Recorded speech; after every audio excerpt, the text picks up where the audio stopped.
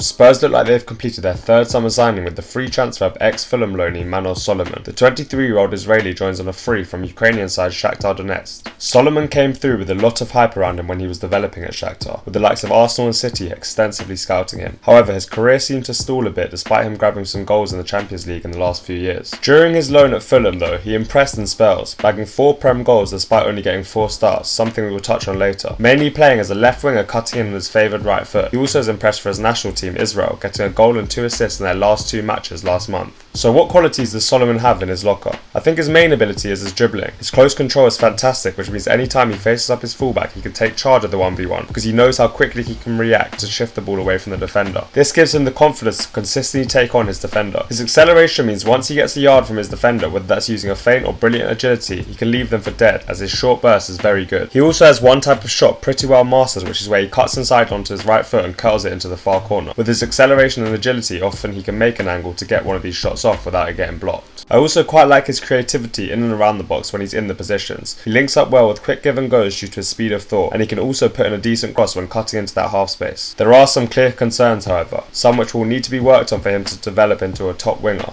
First of all, one thing I don't love about Solomon is the fact he always wants the ball to feet. He seems to always come towards the ball to receive it, often in deeper areas. This can be detrimental for 2 reasons. First of all, he's picking the ball up in less threatening areas. If he's constantly trying to receive the ball further away from goal, it makes him less of a threat as it's more difficult for him to create a shooting or crossing opportunity. It allows the defence to be settled as his threat is nowhere near the goal. With his dribbling ability, he should be constantly looking to play high and wide to face up his fullback and beat them, either on the inside to get a shot off or get to the byline to create a chance for a teammate. Secondly, it closes the space for other teammates. Football's often about making unselfish runs to create space for your team. If he's coming too deep, this can affect his midfielder's capabilities as he's bringing opposition players towards them. Him staying higher in more threatening positions will allow them more space while also giving his fullback more to think about. This is part of the reason I think his goal and assist output isn't especially impressive. Finally, I think a clear concern is his lack of professional minutes in his career so far. He had a major injury keeping him out for half of last season for Fulham, while also not completing many games in Ukraine the previous season for obvious reasons. Although none of these reasons are really his fault, his lack of minutes is a concern as he is arguably behind in his development path and probably lacks the real high-level match experience a club like Spurs should demand. However, there are some clear pros to this deal, so let's look at how he'd fit in Spurs' squad next season. So I do think Ange will actually like Solomon as a winger. Ange adores his wingers to play high and wide, which as I've mentioned isn't Solomon's natural tendency as of now. However, we know Ange coaches players well and this could be the making of the Israeli. He has the capabilities 1v1 which Ange looks for in his wide players, so I believe he will suit our new look side. Also, he has good connectivity in the final third, which will help him link up with the number 8s that often underlap the wide wingers, so that's another tick in Ange's system. Although there is no guarantee he necessarily uses the setup he did at Celtic. Of course, Solomon will not be a starter and has most likely been signed as a squad rotation. I think one thing that he could be really effective in is as a super sub. Against tired legs sitting in a low block, which we will face a lot with Ange, he could definitely provide that spark that may get us a late goal. An early prediction of mine is that he scores a late screamer to win us a tough game because he's so effective at that whipped curling shot into the far corner. The signing does leave me questioning where others in the squad fit in terms of potential positions. I really like Brian Hill and want him to get a chance in the Ange side, but I do think he operates better on the left. But overall, I guess our forward options look like this. Son backed up by Solomon on the left. Kane, if he stays, backed up by Richie up top, as I really don't see Richarlison as an effective winger in an Ange system, but I do believe his pressing from the 9 position will impress the Australian. And on the right, I guess Kulusevski will be backed up by Hill. I think overall that's a pretty strong selection of forwards with cover in each area. In conclusion, I believe Manor Solomon is a good without being great signing. It's low risk due to it being free, and there is some upside there, so I think it's one of those you sort of have to just wait and see what happens with. I do like how quickly we are acting in the market though, allowing Ange to really coach these players into the role he needs them to play. Long may it continue.